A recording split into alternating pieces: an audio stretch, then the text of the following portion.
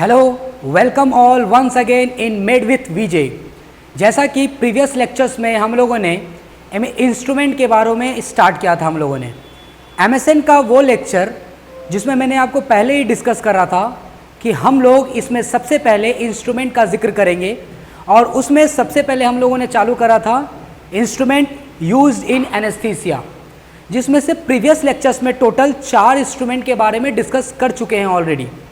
आज हम second lectures में यानी कि एनेस्थीसिया का ही कंटिन्यू कर रहा हूँ मैं सेकेंड लेक्चर में, और वो स्टार्ट करने जा रहे थे हम लोग ईटी ट्यूब के बारे में। तो स्टार्ट करते हैं हम लोग instrument use in anaesthesia lecture number second MSN का, और वो है हमारा इंस्ट्रूमेंट कौन सा? ET tube. ये हमारा instrument ET tube. ET tube को ही हम लोग क्या बोलते हैं? इंडोट्रैकियल ट्यूब भी कहते हैं। सबसे इंपॉर्टेंट बात ये होती है कि इंडोट्रैकियल ट्यूब को हम ईटी ट्यूब कहते हैं। ये 2 टाइप्स के होते हैं बेटा, एक तो कफ्ड वाले होते हैं, दूसरा अनकफ होते हैं। कफ और अनकफ्ड कहने का मतलब ये होता है, यहाँ पे आपको इंस्ट्रूमेंट दिख रहा होगा, ये जो इंस्ट्रूमेंट है ये कुछ नहीं, क्या है? ET tube.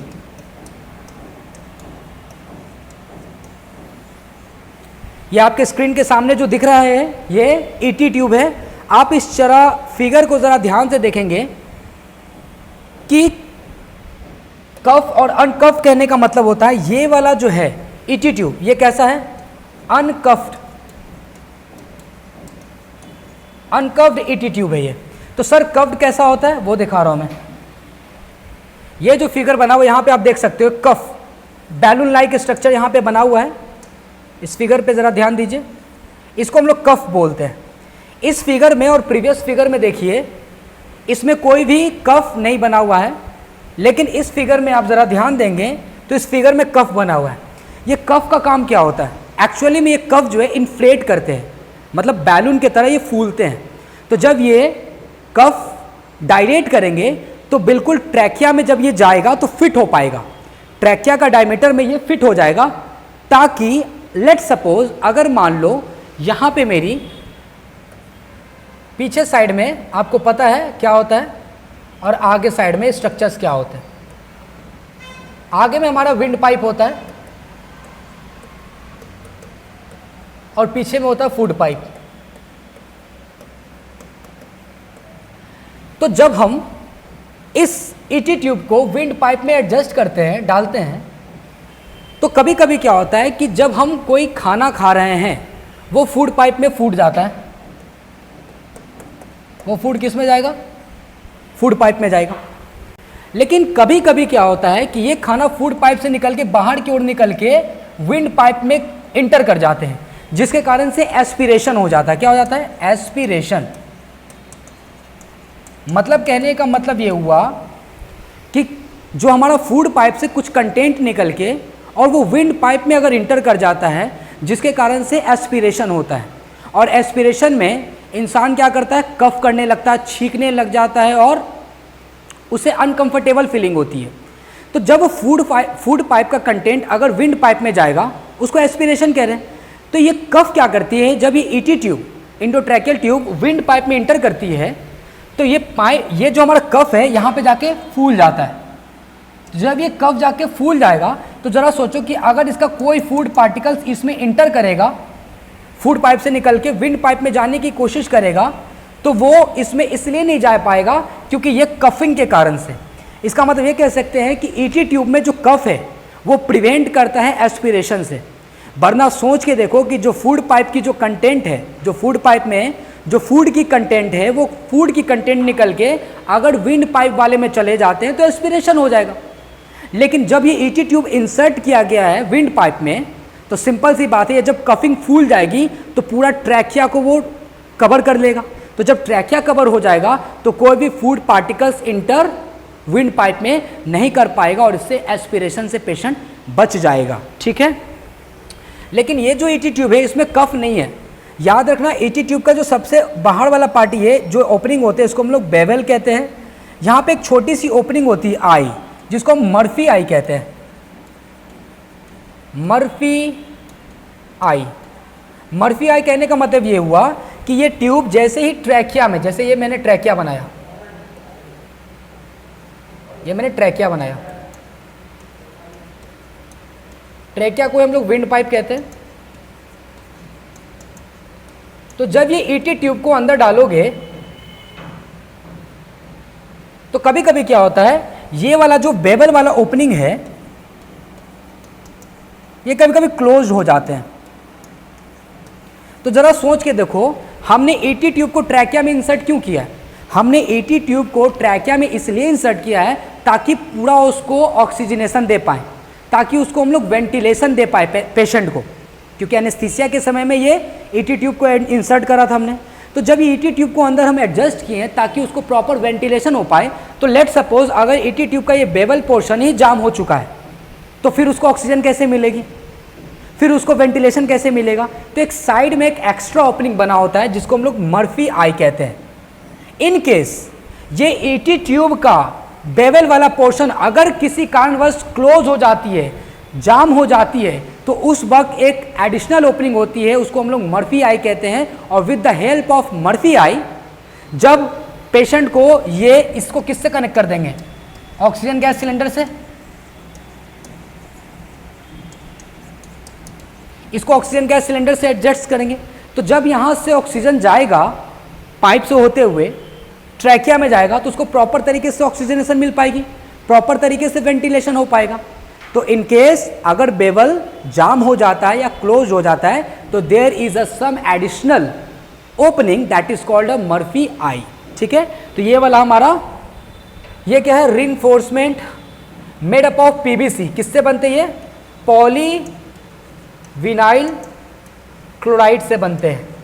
और याद रखना ये ट्रिक, जो बेटा पॉलीविनाइल क्लोराइड से बनते हैं वो क्या होते हैं? रीयूजेबल या डिस्पोजेबल।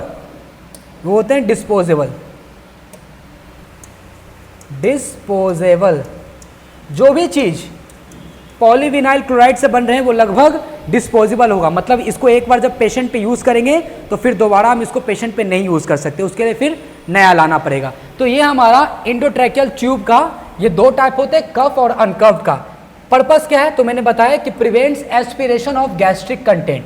मतलब जो इसोफेगस यानी कि जो फूड पाइप से कंटेंट निकल के विंड पाइप में जा रहा था तो उससे वो क्या करेगा? प्रिवेंट करेगा। कफिंग है ना, कफ बना हुआ फूल जाएगा तो ट्रैकिया को कवर कर लेगा। आगे बढ़ते हैं हम लोग।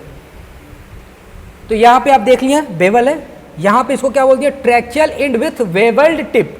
वेवल टिप का मतलब ये ओपनिंग है, और यहाँ एक एडिशनल ओपनिंग होगा जिसको हम लोग बोलते हैं मर्फी आई। मर्फी आई, ठीक, ओके। ये रेडियो पैक ब्लू लाइन होते हैं, यहाँ पे आप देख रहे होगे ना, ब्लू लाइन दिख रहा है यहाँ पे एक, ठीक है।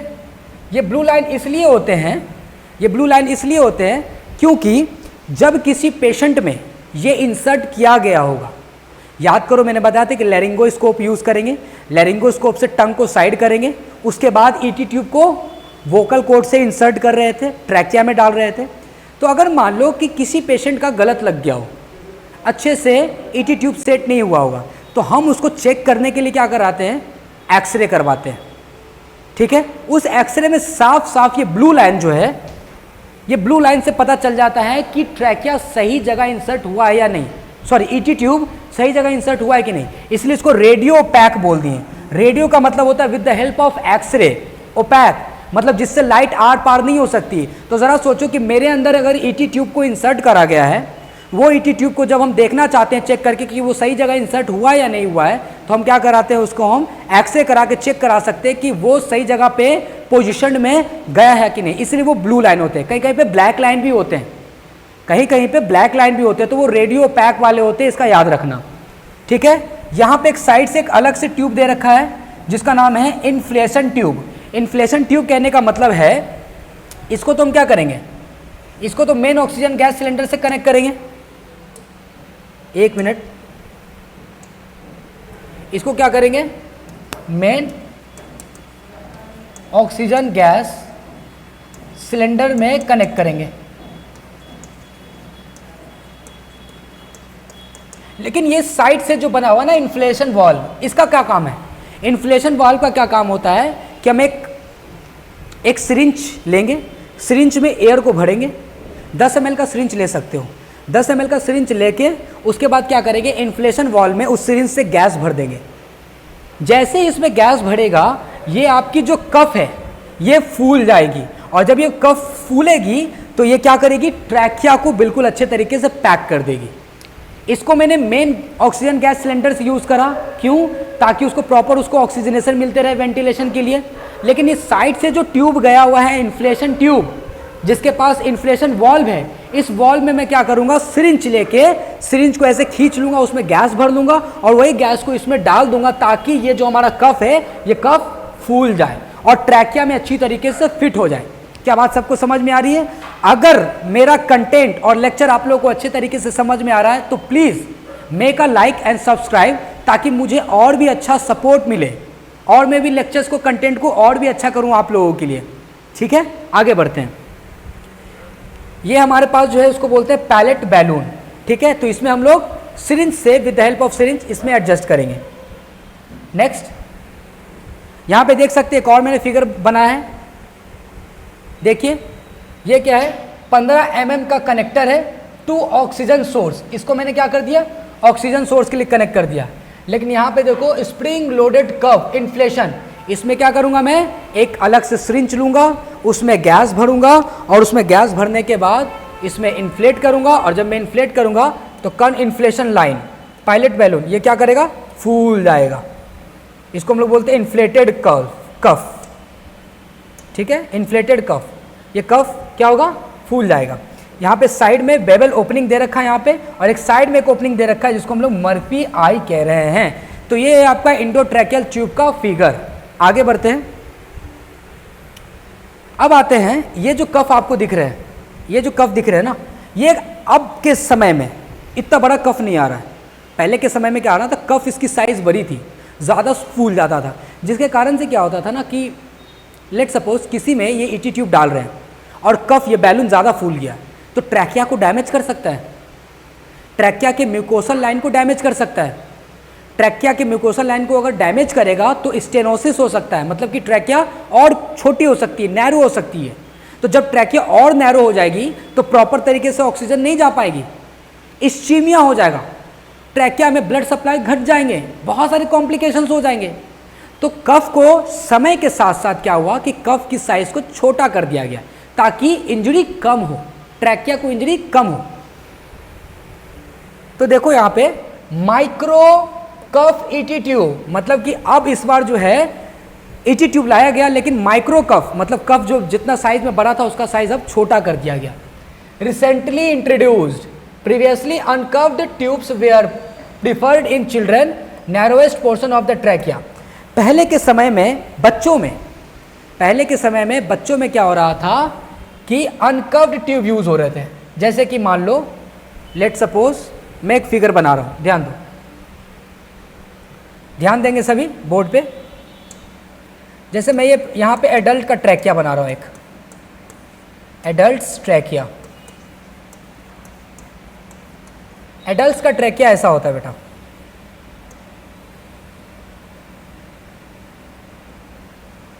ये ऊपर वाला पार्ट को हम लोग बोलते हैं सुप्राग्लॉटिस, नीचे वालों को बोलते हैं हम लोग हाइपोग्लॉटिस, और इस पोर्शन को बोलते हैं ग्लॉटिक रीजन, ग्लॉटिक पोर्शन। तो जरा सा आप इस चीज में एक चीज मेंशन करो, जरा ध्यान दो कि इसमें सुप्राग्लॉटिस, ग्लॉटिक पोर्शन और हाइपोग्लॉटिस में नैरो पार्ट कौन सा है? तो नैरोइस्ट पार्ट क्या होगा? नैरोइस्ट पार्ट ऑफ एडल्ट्स ट्रैकिया, मतलब एडल्ट्स के ट्रैकिया का नैरोइस्ट पार्ट कौन सा है? तो आप देख सकते हो ग्लॉटिक रीजन। ग्लॉटिक रीजन बिल्कुल रास्ता उसका छोटा दिख रहा है, तो क्या होगा? ग्लॉटिस। ये एडल्ट की कहानी थी, लेकिन चिल्ड्रन की कहानी जरा समझो।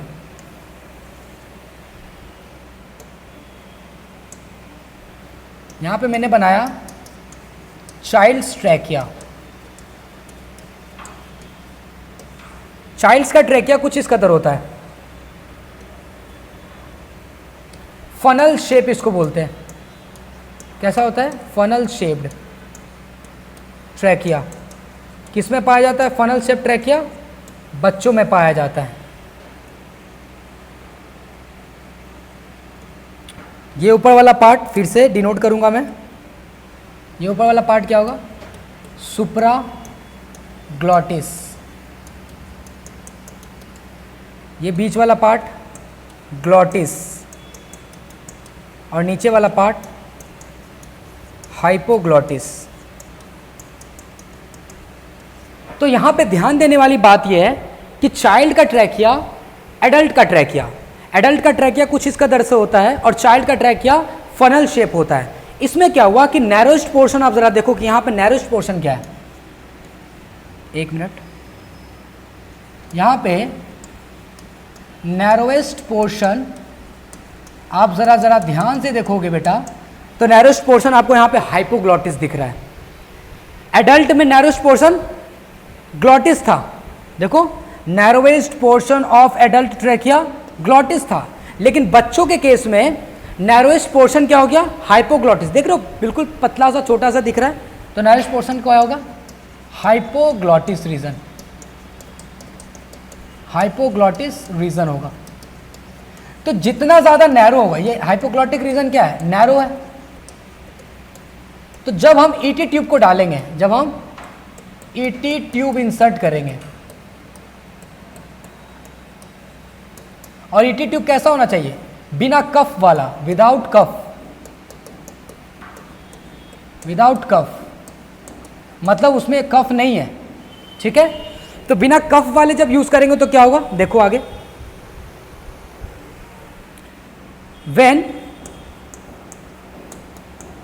ET tube used without cuff, किस में? ये किस में यूज कर रहे हैं? चिल्ड्रेन में, इन चिल्ड्रेन, ठीक है। तो जैसे ही हम यूज करेंगे ईटी ट्यूब को, जो कि हमारा विदाउट कफ है, विदाउट कफ चिल्ड्रेन में यूज करेंगे, तो narrowest portion, narrowest portion of trachea क्या है? That is hypoglottis. वो क्या हो जाता है बेटा? Get damaged, get damaged. वो क्या हो जाएंगे? डैमेज हो जाएंगे। डैमेज इसलिए हो जाएंगे क्योंकि वहां पे ट्रैकियल म्यूकोसल लाइनिंग कैसी होती है? थिन होती है, पतली होती है वहां पे ट्रैकिया म्यूकोसल लाइनिंग, जिसके कारण से ट्रैकियल इस्चीमिया हो जाएगा। और इस्चीमिया का मतलब होता है कि ब्लड सप्लाई ट्रैकिया में घट जाएगा, और जैसे ही ट्रैकिया में ब्लड सप्लाई घटेगा तो ट्रैकिया का स्टेनोसिस हो जाएगा, ट्रैकिया या ट्रैकियल स्टेनोसिस। और जैसे ही स्टेनोसिस उसमें होगा तो ट्रैकिया का नेक्रोसिस, नेक्रोसिस का मतलब ट्रैकिया सड़ने लगेगा, तो ट्रैकिया, ट्रैकियल नेक्रोसिस हो जाएगा। ये बच्चों के केस में। एडल्ट में तो कोई दिक्कत नहीं था, एडल्ट में अगर बिना कफ वाले भी अगर यूज़ कर रहे थे ना तो कोई दिक्कत नहीं था, लेकिन चिल्ड्रन में देखो बिना कफ का क्या दिक्कत हो गया। लेकिन अगर सोचो कि अगर बच्चों में ईटी ट्यूब यूज़ कर रहे हैं और वो यूज़ कर रहे हैं हम कफ वाला, तो कफ क्या करेगा? इन्फ्लेशन कर देगा। तो जैसे इन्फ्लेशन करेगा तो जो बच्चों का ट्रैकिया इस कदर था फनल शेप, ये इन्फ्लेशन, बैलून इन्फ्लेशन करने के कारण से क्या होगा? ये भी थोड़ा सा फैलेगा। तो जब बच्चों में कफ वाला ईटी ट्यूब यूज किया जाएगा तो उसके कारण से क्या होगा कि हाइपोग्लॉटिस वाला रीजन थोड़ा सा फैलेगा और प्रॉपर ऑक्सीजनेशन उसको फिर मिल पाएगा। तो इसलिए प्रीवियसली बोला गया कि पहले के समय में चिल्ड्रंस में अनकफ वाला, बिना कफ वाला यूज करा जाता था ईटी ट्यूब, जिसके कारण से ट्रैकिया में देखो क्या क्या प्रॉब्लम हो गया बच्चों में। लेकिन नाउअडेज वी आर यूजिंग कफ वाला, और कफ वाला भी ज़्यादा बड़ा कफ वाला नहीं, थोड़ा सा मीडियम रेंज वाला, इसलिए माइक्रो कफ उसको बोलते हैं। आई थिंक सो मैंने ये जो कॉन्सेप्ट आपको बताया है अब अच्छे से समझ में आया होगा, अब थोड़ा ध्यान देंगे।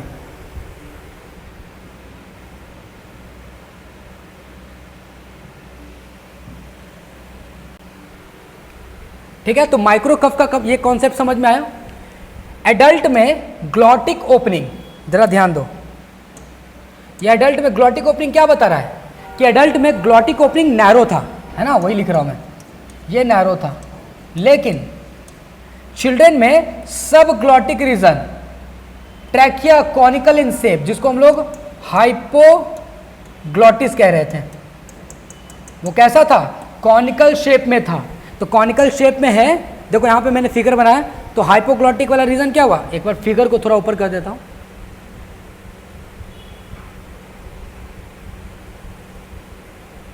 ठीक है, ओके। तो आप देख सकते हो नीचे वाला पार्ट हाइपोग्लॉटिस नैरो है, conical shape, conical in shape trachea, ऊपर में सब सुप्राग्लॉटिस, ये ग्लॉटिस, एडल्ट का ये ग्लॉटिस, सुप्राग्लॉटिस, हाइपोग्लॉटिस, ठीक है। देखो एनाटॉमी कुछ बताया मैंने डिफरेंस, पीडियाट्रिक यानी बच्चों का, चाइल्ड, और एडल्ट का।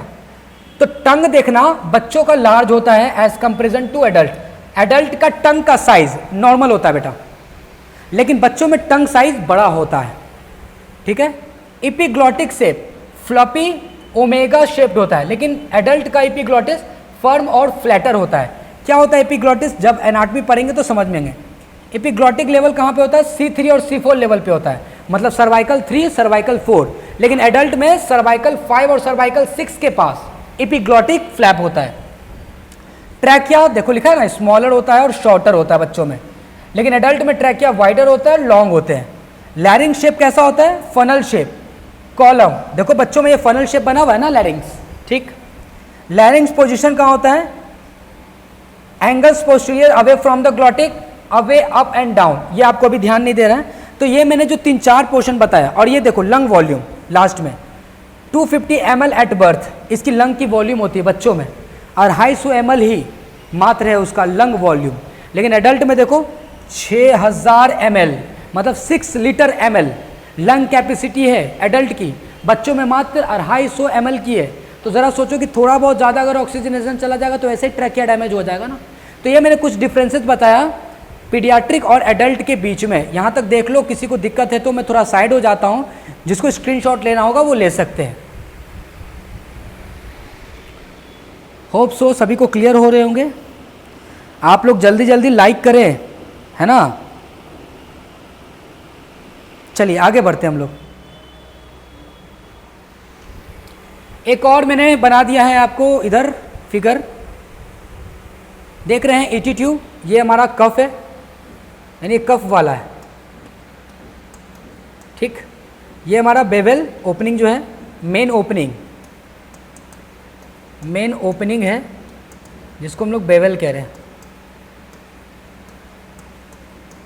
और ये साइड में एक और ओपनिंग है, मर्फी आई, यहाँ लिख देता हूँ मैं,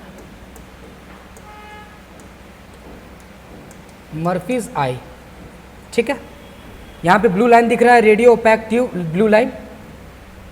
चलिए, as per latest guideline micro curved ET tubes are preferred over uncurved tubes in children to avoid pressure necrosis, यानी बच्चों में जो बार बार नेक्रोसिस ट्रैकिया का हो जा रहा था, उसको अवॉइड करने के लिए नाउअडेज वी आर यूजिंग कफ वाला ईटी ट्यूब, वो भी माइक्रो कफ वाला ईटी ट्यूब।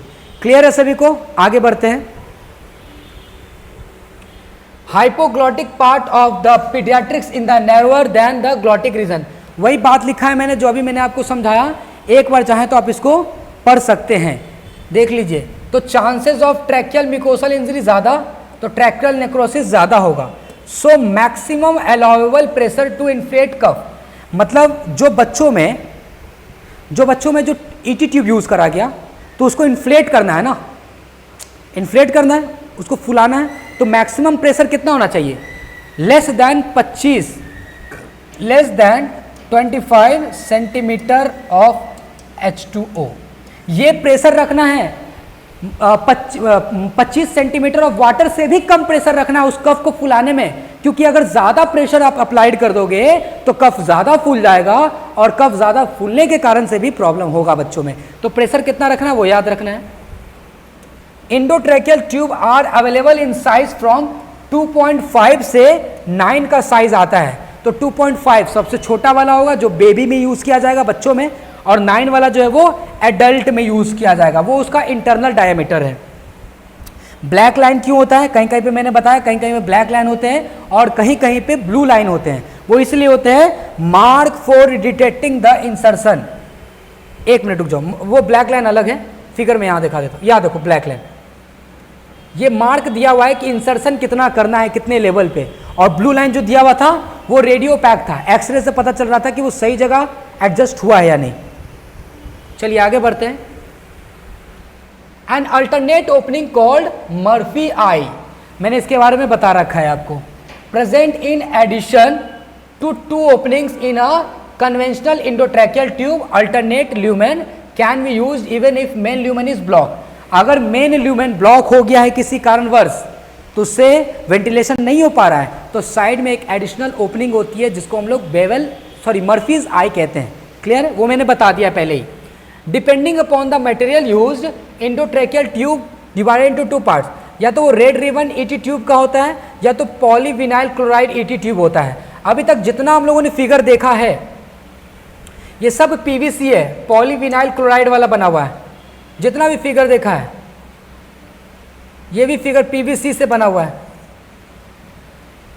ये भी पीवीसी से बना हुआ है, ये भी पीवीसी से बना हुआ है। जितना भी हम लोगों ने ईटी ट्यूब देखा है सब के सब पीवीसी वाले हैं। पीवीसी से बनने का मतलब ये हो गया कि हम उसको एक बार यूज़ करके फिर हटा सकते हैं, फिर नया लाएंगे दूसरा पेशेंट के लिए, ठीक है। लेकिन कुछ ईटी ट्यूब रेड कलर के भी होते हैं, रेड रबर ट्यूब जिसको बोलते हैं हम लोग। देखिए रेड रबर ईटी ट्यूब भी आते हैं और पॉलीविनाइल क्लोराइड जो मैंने बताया ईटी ट्यूब के बारे में, ठीक है। तो यहां पे देखिए कुछ डिफरेंस मैंने बताया है। यहां पे एक मिनट,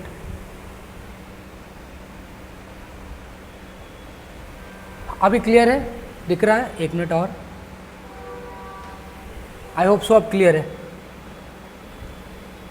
चलिए देखिए यहाँ पे है latex coated red rubber tube, मतलब रेड रबर ट्यूब जो है वो किससे बना हुआ है? लैटेक्स से बना हुआ है। इंपॉर्टेंट, किससे बना है? लैटेक्स से बना है। तो ज़रा सोच के देखो कि ऐसा पेशेंट जिसमें लैटेक्स से एलर्जी है उसको, तो उसमें रेड रबर ईटी ट्यूब नहीं यूज़ करेंगे, उसमें हम पीवीसी वाला फिर यूज़ करेंगे। रिज्यूम्ड मल्टीपल टाइम्स, बार बार यूज़ कर सकते हैं। नॉट ट्रांसपेरेंट, जाहिर सी बात है रेड कलर का ट्यूब से बना है तो वो ट्रांसपेरेंट नहीं होता, लेकिन पीवीसी वाला में क्या होता है ना, ये ट्रांसपेरेंट होता है बेटा, और ये डिस्पोजेबल होता है। एक पेशेंट पे यूज़ कर लिए तो फिर वो चीज़ दोबारा किसी दूसरे पेशेंट पे यूज़ नहीं करेंगे। दूसरे पेशेंट पे यूज़ करना है तो हमें फिर नया लाना पड़ेगा। लेकिन इसमें क्या है? रीज्यूम्ड मल्टीपल टाइम्स, हम इसको बार बार यूज़ कर सकते हैं। ये ट्रांसपेरेंट होते हैं, ये नो ट्रांसपेरेंट, ये हार्ड होते हैं and becomes sticky with age. जैसे जैसे उसकी उम्र बढ़ती जाती है, किसकी उम्र? ईटी ट्यूब की। ईटी ट्यूब ज़्यादा लंबे समय तक रहता है तो वो स्टिकी नेचर का होता है। Poor resistance to kinking, becomes clogged by dried secretions. क्या होता है ना, ये रबर का बना हुआ है, तो रबर से बना हुआ है तो आसानी से वो मुड़ सकता है। किंकिंग का मतलब होता है मुड़ जाना। तो ज़रा सोच के देखो, ऐसा ट्यूब जो आसानी से मुड़ जा रहा है, बहुत ज़्यादा फ्लपी है, वो एकदम बहुत ज़्यादा जल्दी मुड़ जा रहा है, तो उतना भी ज़्यादा फ्लपी हमें यूज़ नहीं करना है। लेकिन पीवीसी वाला भी फ्लपी होता है बट उतना ज़्यादा नहीं होते हैं, हल्का होता है। और इसके पीवीसी वाला में एक और याद करो, एक स्प्रिंग लगा हुआ था। स्प्रिंग वाला में क्या होता है, किंकिंग और भी नहीं ज़्यादा होगी, मतलब बिल्कुल एक बार लग गया तो फिक्स लग गया, वो ज़्यादा मुड़ेगी नहीं। तो रबर वाले के साथ समस्या ये है कि वो किंकिंग ज़्यादा करेगी, फ्लपी ज़्यादा होती है, ठीक है। तो वो है, देखो यहाँ लिखा है लेस लाइकली टू किंक, मतलब ये कम करेगा, ये ज़्यादा करेगा लेटेक्स वाला। Then rubber tube, they are stiff enough for intubation at room temperature. हम रूम टेम्परेचर पे इसको आसानी से एडजस्ट कर सकते हैं पेशेंट में, ठीक है। लेटेक्स से अगर किसी पेशेंट में एलर्जी है तो उसमें हम यूज़ नहीं करते हैं, उसमें हम नो लेटेक्स एलर्जी वाले में पीवीसी वाला यूज़ करते हैं। तो आई होप सो ये डिफरेंसेस समझ में आया होगा। फिगर दिखा देता हूँ आपको, ये उसका डिफरेंसेस मैंने लिखा है कि red rubber endotracheal tube and polyvinyl chloride endotracheal tube are both used to secure the airway, but they have distinct differences in terms of material में, flexibility में and applications में. Here are some key points of comparison. तो अभी comparison हम लोगों ने देख लिया. आप इस लाइन को देख लेना, आप इस लाइन को पढ़ लेना एक बार. ये आप चाहो तो इसको स्क्रीनशॉट ले सकते हो, मैं साइड हो चुका हूं. ये लाइन को पढ़ लेना बेटा. जितना मैंने अभी बताया, जो अभी डिफरेंस बताया, वो वही इस पॉइंट में लिख रखा है, इसीलिए मैं इसको डिस्कस अभी नहीं कर रहा हूं. आप इसको स्क्रीनशॉट ले लीजिए.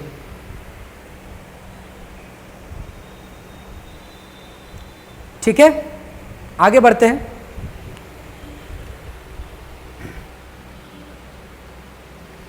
यहां पे एक और डिफरेंस मैंने एडजस्ट करा दिया है. रेड रबर ईटी ट्यूब और पॉलीविनाइल एंडोट्रैकियल ट्यूब. ठीक है, समझिएगा. मटेरियल की बात करते हैं तो किससे बनता है? ये रेड रबर से बनते हैं, लेटेक्स से. ये पॉलीविनाइल क्लोराइड से बनते हैं. पहला डिफरेंसेस क्लियर.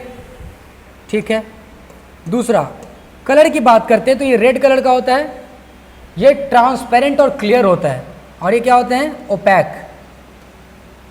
या फिर एक काम करो, ऐसे लिख दो, नॉट ट्रांसपेरेंट.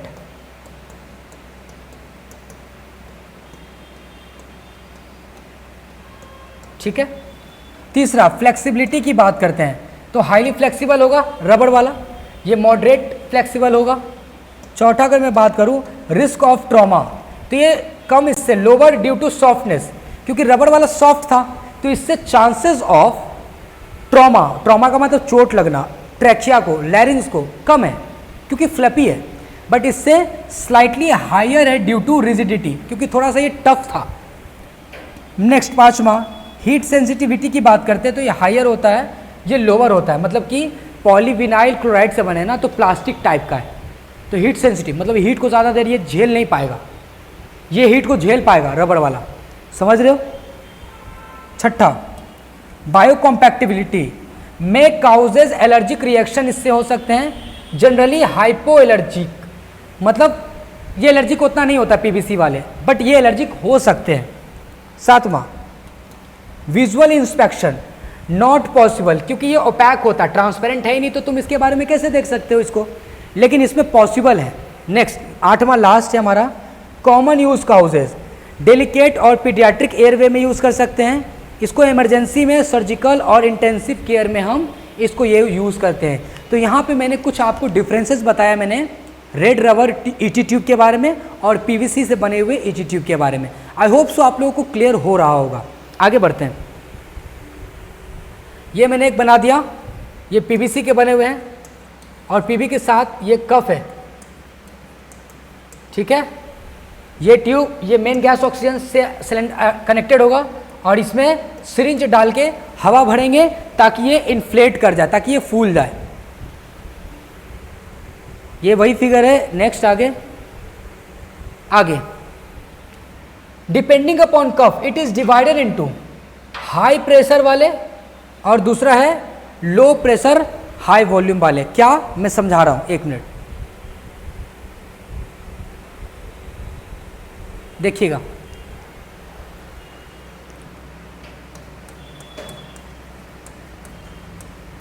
डिपेंडिंग अपॉन कफ, बेटा ईटी ट्यूब पे मैं ज़्यादा फोकस इसलिए कर रहा हूँ ना कि इसमें बहुत लोग गलती करते हैं, तो आई होप सो इसके बाद आप लोग गलती नहीं करेंगे. इसका सारा फंक्शन आप लोगों को पता रहेगा पहले से. जब कोई हॉस्पिटल में काम कर रहा होगा या कोई बीएससी नर्सिंग के स्टूडेंट जो ड्यूटी में काम कर रहे होंगे, कई बार डॉक्टर्स आपको नहीं बताते हैं फंक्शंस क्योंकि वो अपने काम में बिजी होते हैं, नर्सेज स्टाफ भी नहीं बता पाती हैं. तो आपको अगर पहले से ये सारा चीज़ पता होगा तो काम करने में आपको काफ़ी ज़्यादा मज़ा आएगा, गारंटी है. तो डिपेंडिंग अपॉन कफ की अगर मैं बात करता हूँ तो दो तरीके के होते हैं. एक कफ होता है बेटा हाई प्रेशर वाले, हाई प्रेशर ज़्यादा है, high pressure but low volume, pressure ज़्यादा है बट वॉल्यूम उसका कम है. एक तो इस तरीके के हो गए. दूसरा होता है लो प्रेशर बट हाई वॉल्यूम. तो डिपेंडिंग अपॉन कफ, ये दो तरीके के हो गए। एक तो हो गया हाई प्रेशर लेकिन वॉल्यूम कम है, एक है इधर मैं लिख देता हूँ प्रेशर इधर लो है, पी से प्रेशर लो है बट वॉल्यूम इधर क्या है, ज़्यादा है। ऊपर वाले में अगर मैं बात करता हूँ तो क्या है, प्रेशर इधर ज़्यादा है बट वॉल्यूम इधर कम है। ठीक है, यहां तक समझ में आ गया। साइड हो जा रहा हूं, स्क्रीनशॉट लो पहले उसका। स्क्रीनशॉट हो गया, ओके। आगे देखो, मैं जूम कर रहा हूं इसको। ठीक, तो देखो हाई प्रेशर और लो वॉल्यूम की कहानी पहले समझो। हाई प्रेशर लो वॉल्यूम कफ, रेड रबर ईटी ट्यूब, अभी हम लोगों ने जो पढ़ा था ना रेड रबर ईटी ट्यूब, उसमें प्रेशर हाई होते हैं, उसमें प्रेशर हाई होते हैं और वॉल्यूम कम होते हैं। ठीक है, कितना, greater than 25 centimetre of water. याद करो, इससे पहले वाला में मैंने बताया था क्या कि less than 25 centimetre of water use करेंगे। किसमें, प्रेशर, ये प्रेशर अलाउ रहती है, ये अलाउबल प्रेशर है।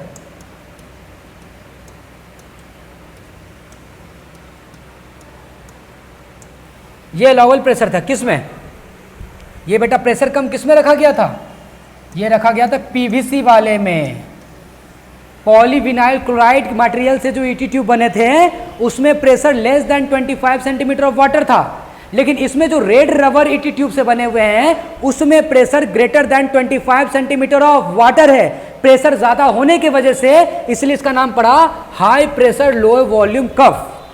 ठीक है, कॉम्प्लिकेशन क्या हो सकता है, pressure necrosis and tracheal stenosis.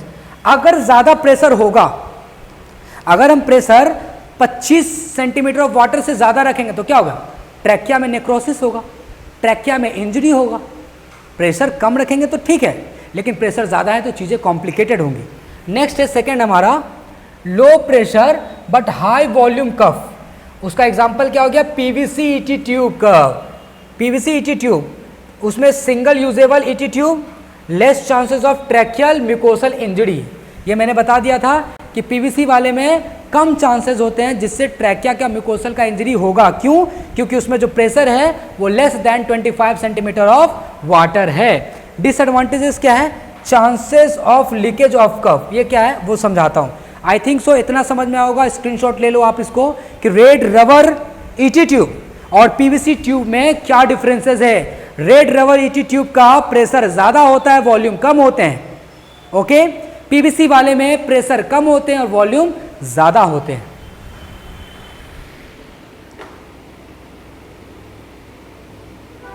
आगे बढ़ते हैं हम लोग।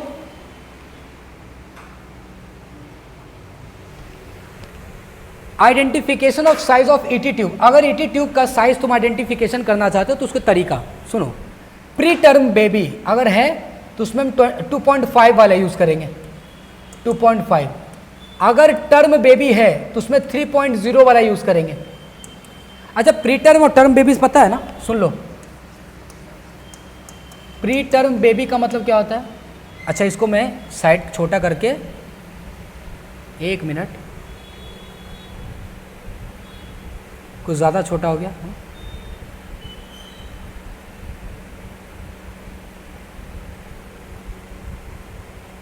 देखो इधर,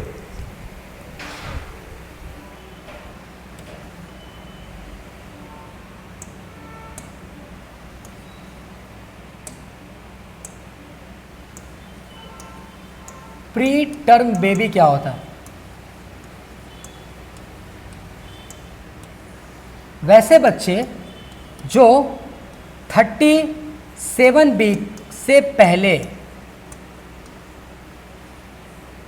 वैसे बच्चे जो 37 वीक से पहले वो जन्म हो जाते हैं उसको हम लोग प्री टर्म बेबी कहते हैं। प्री टर्म बेबी को भी अलग अलग क्राइटेरिया में बांट दिया गया है, जैसे कि पहला mild preterm baby, okay. दूसरा moderate preterm baby. Okay, तीसरा होता है सीवियर प्री टर्म बेबी। तो प्री टर्म बेबी इस तरीके से 3 तरीके से क्लासिफाइड होते हैं। बस आपको इतना याद रखना है कि जिस किसी मतलब जो भी बच्चे 37 वीक से पहले अगर वो बच्चे जन्म ले लेते हैं उसको हम लोग प्री टर्म बेबी कहते हैं, ठीक है। सीवियर प्री टर्म बेबी होते हैं, मॉडरेट होते हैं और माइल्ड होते हैं। तो सीवियर वाले क्या होते हैं कि जो बच्चे 27 वीक से लेके 31 वीक प्लस 6 डेज में जो जन्म लेते हैं बेटा, उसका होता है सीवियर प्री टर्म बेबी। और जो बच्चे मॉडरेट वाले हैं वो होगा आपका 32 वीक से लेके 34 वीक वाले, 34 week plus 6 days,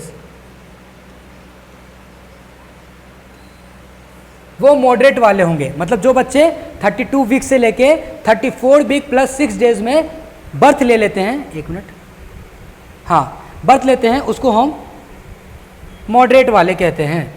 now third mild वाला में होता है जो बच्चा 35 वीक से लेके 36 वीक तक जन्म लेते हैं, उसको हम लोग बोलते हैं माइल्ड प्रीटर्म बेबी।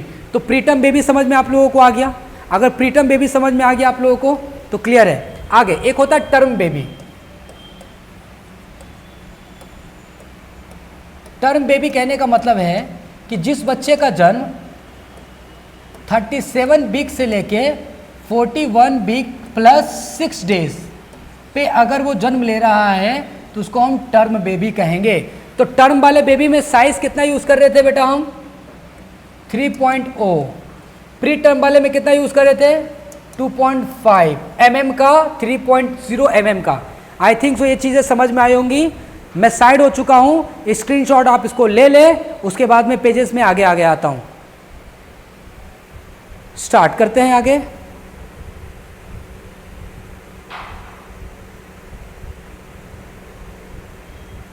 ठीक है, ओके।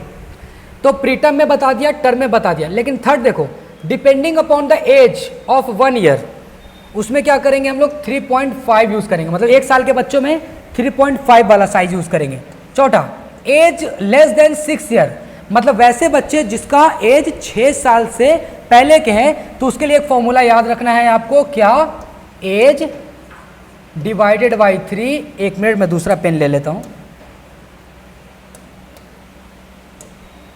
क्या होगा? Age divided by 3 plus 3.75। ये फॉर्मूला आपको याद रखना है। जो बच्चे 6 साल के कम हो और उसमें हमको साइज ईटी ट्यूब का निकालना है, तो उसके लिए age divided by 3 plus 3.75 use करेंगे। लेट सपोज कोई बच्चा 5 साल का है, तो क्या करेंगे? ऊपर में एज 5 रखेंगे, नीचे में 3 प्लस 3.75, इसको निकाल लेंगे और जो आएगा वो हमारा साइज ऑफ ईटी ट्यूब होगा। क्या बात समझ में आ गया? ओके, आगे बढ़ते हैं। अगर बच्चा 6 साल से ऊपर का है तो उसके लिए फॉर्मूला यूज होगा एज डिवाइडेड बाय 4 प्लस 4.5। नीचे में अगर एज डिवाइडेड बाय 3 है तो प्लस में 3.75, नीचे में अगर एज डिवाइडेड बाय 4 है तो प्लस 4.5। इससे याद हो जाएगी आसानी चीज़ें। तो ये मैंने 5 चीज़ें बताई कि प्री टर्म बेबी में आपको 2.5 वाले साइज यूज़ करने हैं, जो टर्म बेबी होंगे उसमें 3.0 वाले साइज यूज़ करेंगे, और जो बच्चे 1 साल के हो चुके हैं उसमें 3.5 वाला यूज़ करेंगे साइज, और जिस बच्चे का एज 6 साल से कम है, 6 महीने से कम है, सॉरी 6 ईयर से 6 ईयर से कम है, उसमें एज डिवाइडेड बाय 3 प्लस 3.75 रखेंगे, और जिस बच्चे का एज 6 ईयर से ज़्यादा है उसमें age divided by 4 plus 4.5। Formula ये याद रखेंगे जिससे हमें साइज ऑफ ईटी ट्यूब आ जाएगा। साइज, लेंथ नहीं, साइज में बात कर रहा हूं, ठीक है। Next, in children use a size less than the calculated value. जो भी तुम कैलकुलेट करोगे, जैसे लेट सपोज एक एग्जांपल दे देता हूं मैं, किसी बच्चे का एज मान लो वो 3 साल का है, तो 3 साल का इसमें ये फॉर्मूला में आएगा एज लेस देन 6 ईयर में। तो 3 साल वाला में तो क्या करेंगे? 3 डिवाइडेड बाई 3 प्लस 3.75, ये 3 कट गए, क्या हुए 3.75। मतलब उस बच्चे में कितना यूज़ करेंगे हम लोग, जो बच्चा लेस देन 6 ईयर वाले हैं उसमें 3 पॉइंट, यानी मतलब सॉरी, जो बच्चे का एज 3 साल था, 3 ईयर्स थे, उसमें हम साइज ऑफ ईटी ट्यूब कितना यूज़ करेंगे 3.75 वाले। तो जो आपने कैलकुलेट किया उससे हमेशा कम रखना वैल्यू। जैसे हमने कैलकुलेट कितना किया 3.75, उससे कम क्या होगा 3, तो आप उस बच्चे में 3.5 वाला या 3 यूज़ कर सकते हो। मतलब जो भी आप फॉर्मूला से कैलकुलेट किए हो वो कैलकुलेटेड वैल्यू से थोड़ा कम रखना आप। क्या बात सबको समझ में आ रहा है? ओके, आगे बढ़ते हैं। लेंथ निकालना है तो इसके लिए फॉर्मूला होगा a/2 + 12, लिखा ना, लेंथ ऑफ ईटी ट्यूब। अभी तक जो भी फॉर्मूला पढ़ा हम लोगों ने साइज को निकालने के लिए पढ़ा, लेकिन लेंथ अगर निकालना है तो एज डिवाइडेड बाई 2 + 12। ए का मतलब यहां पे एज है बेटा, एज डिवाइडेड बाई 2 + 12। अच्छा, to get nasal intubation length, अगर वो ईटी ट्यूब नाक के थ्रू इंसर्ट कर रहे हैं तो उसका अगर लेंथ निकालना हो, ये अभी तक जो भी लेंथ ये ऊपर वाला साइज निकाले, ये माउथ के लिए निकाले, ये लेंथ निकाले, ये भी माउथ के लिए निकाले। लेकिन अगर हम ईटी ट्यूब को नोज के थ्रू यूज़ कर रहे हैं तो उसका अगर लेंथ निकालना हो तो ये a/2 फॉर्मूला रखना + 12 रखना, जो आएगा आने के बाद उसमें 3 और ऐड कर देना। मान लो इसको करने के बाद 10 आया तो 10 में फिर 3 ऐड कर देंगे। देखो लिख रखा है to get nasal intubation length add 3 centimetre to calculated value. मतलब जो एज डिवाइडेड बाई 2 है + 12 है, जिससे हम लोग लेंथ निकाल रहे थे ईटी ट्यूब का, वो निकालने के बाद लास्ट में 3 ऐड और कर देना।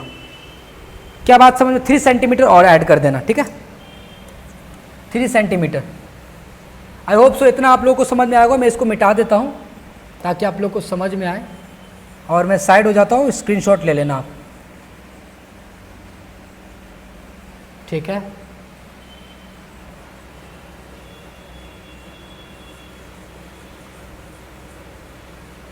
चलिए मैं साइड हो जाता हूँ, इसका भी स्क्रीनशॉट ले लीजिए आप। आगे बढ़ते हैं। इसके बाद नेक्स्ट क्या बोल रहा है, एक minute. Reflex response to intubation या laryngoscopy is an attenuation response. क्या होता है कि जब हम ईटी ट्यूब इंसर्ट करेंगे तो रिफ्लेक्स तो करेगा ही ना पेशेंट। जब तक अगर एनेस्थीसिया बिना दिए हुए अगर हम ईटी ट्यूब को इंसर्ट करेंगे तो वो तो हो पाएगा ही नहीं। अगर हम प्लेन एनेस्थीसिया, डीप एनेस्थीसिया दे रखें तभी जाके हम इंसर्ट करेंगे, नहीं तो रिफ्लेक्स कर देगा वो। लैरिंगोस्कोपी या फिर intubation are powerful sympathetic stimulation. मतलब जब ये लैरिंगोस्कोपी करे चाहे ईटी ट्यूब इंसर्ट करे, देखो लिखा है ना, चाहे वो इंट्यूबेशन का मतलब ईटी ट्यूब इंसर्ट करना, ET tube insertion, ET tube insertion, चाहे ईटी ट्यूब इंसर्ट करे चाहे लैरिंगोस्कोपी करे, वही जो टंग के साइड कर रहे थे ना डाल के, ये दोनों जो करेंगे तो वो सिंपैथेटिक प्रोसेस है। मतलब हमारे बॉडी में बहुत सारी चीज़ों को बढ़ा देते हैं ये। जैसे कि कार्डियोवैस्कुलर सिस्टम क्या करेगा, इंक्रीज हार्ट रेट और इंक्रीज ब्लड प्रेशर। मतलब हमारे बॉडी का ब्लड प्रेशर को बढ़ा देगा और हार्ट रेट को भी बढ़ा देगा। जब जब किसी पेशेंट पे इंट्यूबेशन होगा, जब जब किसी पेशेंट पे लैरिंगोस्कोपी होगा, उस पेशेंट में आपरूपी अपने आप हार्ट रेट बढ़ जाएंगे, ब्लड प्रेशर भी बढ़ जाएंगे, रेस्पिरेटरी सिस्टम इंक्रीज कर जाएंगे, central nervous system increase intracranial pressure, हमारे क्रेनियम का प्रेशर क्या होगा, इंक्रीज कर जाएगा। हार्मोन क्या होगा, इंक्रीज कर जाएंगे, कैटाकोलामाइन रिलीज, कैटाकोलामाइन जो है क्रोमाफिन सेल से शायद रिलीज होते हैं, वो इंक्रीज कर जाएंगे। आगे क्या लिखा पॉइंट, अगर मुझे ये सारा सिम्टम्स कम करना है, जो मैंने अभी सिम्टम्स बताया कि अगर एक पेशेंट पे लैरिंगोस्कोपी हो रहा है या फिर इंट्यूबेशंस हो रहा है तो ये सारी चीज़ें उसमें क्या हो रही, बढ़ रही है। जैसे कि हार्ट रेट बढ़ रहा है, ब्लड प्रेशर बढ़ रहा है, ठीक है, रेस्पिरेटरी रेट बढ़ रहा है। तो अगर ये सब चीज़ बढ़ रहा है तो उसको कम तो करना होगा ना, क्योंकि पेशेंट का अगर ये बढ़ते बढ़ते अगर हद से ज़्यादा बढ़ जाएगा तो फिर प्रॉब्लम है। तो अगर मुझे इसे कम करना है तो उसके लिए कुछ मेडिकेशन देना पड़ेगा पेशेंट को। वो मेडिकेशन देखिए, फार्माकोलॉजिकल मेथड टू रिड्यूस या इनहिबिट रिस्पॉन्स, क्या यूज़ करेंगे, लिग्नोकेन स्प्रे, नहीं तो नाइट्रोग्लिसरीन जिसको हम बोलते हैं NTG, ठीक है, नाइट्रोग्लिसरीन आईवी या फिर स्प्रे, ये यूज करेंगे ड्रग को। Next, short acting beta blocker use करेंगे। ये क्या करता है, हमारा ब्लड प्रेशर को मेंटेन कराता है। छोटा कर देता हूँ थोड़ा, हाँ। शॉर्ट एक्टिंग ऑपियोइड्स यूज करेंगे। ये सब ड्रग का नाम बता रहा हूँ ताकि उस पेशेंट को रिलीफ मिले। Depending deeper plane of anaesthesia देंगे। देखो प्रोपोफोल है ना, मैंने क्या बोला कि अगर ये सब चीज़ से छुटकारा पाना है तो पहले डीपर प्लेन ऑफ एनेस्थीसिया तो देंगे पेशेंट को, ताकि ये सब रिफ्लैक्स एक्शन ना दे पेशेंट। साथ साथ में कौन कौन सा मेडिकेशन यूज़ करा मैंने वो भी बता दिया, बीटा ब्लॉकर वगैरह ये सब, ठीक है। अब मॉडिफिकेशन ऑफ ईटी ट्यूब, यानी कि ईटी ट्यूब में अब कुछ मॉडिफिकेशन हो गए। जैसे कि पहला reinforced ET tube. Reinforced ET tube का ही दूसरा नाम क्या होता है, फ्लेक्सोमेटालिक ईटी ट्यूब। मतलब अभी तक जो ईटी ट्यूब यूज कर रहे हैं उसमें भी और मॉडिफिकेशन आ गया। और पहला उसमें कौन सा है, रीइंफोर्स्ड ईटी ट्यूब, जिसको हम लोग फ्लेक्सोमेटालिक ईटी ट्यूब कहते हैं, जो क्या करता है, प्रिवेंट्स किंकिंग ऑफ ईटी ट्यूब। मतलब अभी तक देखा आपने कि जो ईटी ट्यूब है वो सब मुड़ रहे थे, ठीक है, लेकिन इसमें क्या लिखा है, प्रिवेंट्स किंकिंग। किंकिंग का मतलब होता है मुड़ना, प्रिवेंट्स किंकिंग मतलब ये वाले ट्यूब मुड़ेंगे नहीं, आराम से रहेंगे, वो फिक्स रहेंगे, ठीक है, देख सकते हो। किंकिंग विल कॉज एयरवे रेजिस्टेंस। जरा सोचो कि जो जितना ज़्यादा मुड़ेगा, मुड़ते मुड़ते क्या होता है ना कि पाइप अगर ज़्यादा मुड़ जाता है तो फिर एक जगह से दूसरा एयर पास नहीं हो पाता है। ज़रा सोचो कि जब आप पानी भरते हो किसी एक पाइप में और वो पाइप कहीं से मुड़ी हुई होती है, किंकिंग मुड़ी हुई होती है, तो क्या पानी पार होता है ठीक से, नहीं होती है ना। तो उसी तरीके से अगर किंकिंग नहीं होगा तो एयरवे ऑब्स्ट्रक्शन नहीं होगा, एयरवे अच्छे तरीके से जाएंगे। समझ आ रहा है आप लोगों को, आई होप सो इतना क्लियर हुआ होगा। आगे बढ़ते हैं। यूज्ड इन, किस किस में यूज किया जाता है, तो प्रोन सर्जरीज, सुपाइन या neuro surgery, head and neck surgery. जो पेशेंट छाती के बल लेटे हुए हैं इस तरीके से, उस पेशेंट में अगर हम रीइंफोर्स्ड ईटी ट्यूब यूज करते हैं तो अच्छा है, क्योंकि ये किंकिंग नहीं कर रहा, मुड़ नहीं रहा है। तो जिसका पीछे से सर्जरी हो रहा है, जिसका बैक का सर्जरी हो रहा है और जिसको ईटी ट्यूब लगाना है, तो प्रोन पोजीशन का मतलब होता है कि पेट के भर सोना, छाती के भर सोना। अगर ऐसे पेशेंट सोए हुए हैं तो इस पेशेंट में हम ईटी ट्यूब अभी तक जितना पढ़े वो यूज़ ना करके हम रीइंफोर्स्ड ईटी ट्यूब का यूज़ करेंगे, जिसको हम लोग फ्लेक्सोमेटालिक ईटी ट्यूब कहते हैं। क्या बात समझ में आ रही है? ओके, आगे बढ़ते हैं। ये देखिए, ये फिगर है हमारा फ्लेक्सोमेटालिक ईटी ट्यूब, देख रहे हो, सबके अंदर तार बना हुआ बेटा, ऐसा है ना। मेटालिक के वायर होते हैं, फ्लेक्सो मतलब हल्का फ्लेक्सिबल हो सकते हैं, ठीक है। आगे ये फिगर उसी का है, देख लेना। सेकंड आते हैं modification right tube, RAE tube, जिसको हम लोग बोलते हैं रिंग एडियर एल्वेन ट्यूब। यहां पे आपको फिगर दिख रहा होगा, ये जो दोनों ट्यूब मैंने बनाया है वो क्या है, RAE ट्यूब, जिसका फुल फॉर्म है Ring Adair Elwyn tube. Preflexed performed ET tube used for cleft lip, cleft palate surgery, does not obstruct surgery view. ये दो टाइप के होते हैं, south pole ET tube, north pole ET tube. क्या होते हैं समझाता हूं। जिस किसी पेशेंट का ऑलरेडी लिफ कटा हुआ है, पैलेट कटे हुए हैं, लिफ कटना का क्लेफ्ट लिफ्ट होता है और पैलेट का कटना क्लेफ्ट प्लेट होता है। तो जिसका मुंह में ऑलरेडी कटा छटा है, पहले से ऑलरेडी से कटा हुआ है उसका, तो जब इस तरीके के ईटी ट्यूब यूज़ करेंगे तो डॉक्टर को सर्जरी करने में प्रॉब्लम होगी, डॉक्टर सर्जरी ठीक से नहीं कर पाएंगे।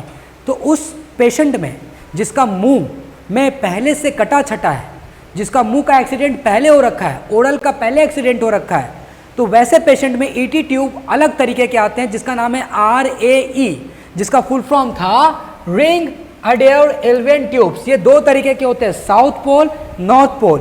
ये वाले जो हैं ये है आपका साउथ पोल ईटी ट्यूब, और ये वाला जो है हमारा ये है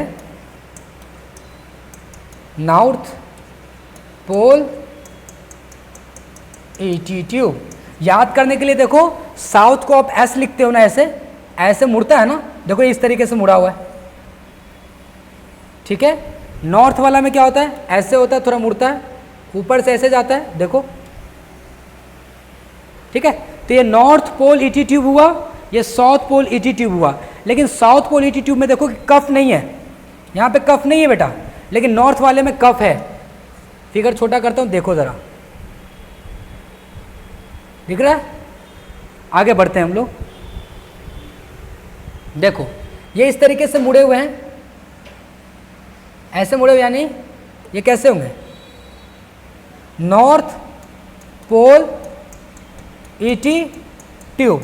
तो नॉर्थ पोल ईटी ट्यूब दो तरीके के आते हैं, एक कफ वाला है और एक कफ वाला नहीं है। तो एक लिखेंगे इसमें, एक में कफ हो सकते हैं और विदाउट कफ वाले भी होते हैं। समझ में आ रहा है। तो नॉर्थ पोल ईटी ट्यूब दो तरीके के हो सकते हैं, एक कफ वाला, एक बिना कफ वाला। उसी तरीके से ये भी देखो नॉर्थ ट्यूब है ना, इसमें भी कफ है। आगे नेक्स्ट है थर्ड, तीसरा जो मॉडिफाइड है वो है डबल ल्यूमेन ईटी ट्यूब। देखो एक ल्यूमेन, दो ल्यूमेन, दो ल्यूमेन ऑलरेडी दे रखा है, इसीलिए हम इसका नाम पढ़ दिया डबल ल्यूमेन ईटी ट्यूब। तो क्यों यूज किए करते हैं, देखो, use for single lung ventilation, use in pneumonectomy या फिर लोबेक्टोमी। किसमें यूज करते हैं, न्यूमोनेक्टोमी में या फिर लोबेक्टोमी में। क्या है इसका मतलब समझा रहा हूं मैं। देखो एक काम करता हूं, यहां तक प्रीवियस, इससे पहले वाला, यहां तक मैंने नॉर्थ ट्यूब और साउथ ट्यूब, जरा सुनेंगे।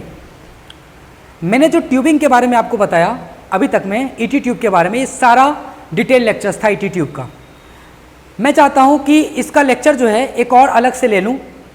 हालांकि थोड़ा सा लेक्चर्स लंबा हो रहा है, लेकिन मैं ये बताना चाहूँगा आपको कि जो भी हम इंस्ट्रूमेंट यूज़ कर रहे हैं, साथ साथ में उसका एप्लीकेशंस देख रहे हैं, साथ साथ में उसका हम यूज़ देख रहे हैं, साथ साथ में उसके पॉइंट्स कवर कर रहे हैं, तो थोड़ा तो टाइम लगेगा, आपको भी सब्र रखना होगा। मैं सिर्फ इंस्ट्रूमेंट तो डिस्कस नहीं कर रहा ना कि ये इंस्ट्रूमेंट ऐसा होता है, नेक्स्ट इंस्ट्रूमेंट ऐसा होता है। अगर ऐसे करूँगा तो ये ख़त्म हो जाएगी बहुत जल्दी। मैंने अभी तक आपको जितना भी इंस्ट्रूमेंट बताया वो प्लीज़ मैंने डिटेल से बताया है, आप इसको फोकस अच्छे से करें। एक मिनट, आपको जितना भी बताया मैंने उसको फोकस करें, अच्छे से पढ़ें। कोई भी प्रॉब्लम्स आएगा आप यूट्यूब पे एक बार कमेंट में ज़रूर डालना, जिससे मुझे पता चल पाएगा कि आप लोगों को समस्या क्या आ पा रही है, क्या ये लेक्चर सफिशेंट है आप लोगों के लिए। नहीं, हालांकि ये डिटेल लेक्चर है, इतना तो सफिशेंट है, लेकिन हो सकते हैं सर थोड़ा फास्ट या थोड़ा स्लो या थोड़ा कुछ और, जो भी मॉडिफिकेशन आप लोग को चाहिए आप लोग मुझे ज़रूर बताइएगा। तो इस तरीके से हम लोगों ने आज ईटी ट्यूब पूरा डिस्कस करा। जो चौथा वाला जो स्पेशल टाइप का ईटी ट्यूब था उसको नेक्स्ट वाली वीडियो में मैं कर देता हूं, ताकि आप लोग को लेंदी नहीं हो वीडियो। तो आई होप सो यहाँ तक आप लोग को समझ में आया होगा। आप लोग इसी तरीके से प्यार सपोर्ट बनाए रखें और मेड विथ विजय इस नाम को आगे की ओर आप लोग फॉरवर्ड करें, सब्सक्राइब करें, लाइक करें। Thank you.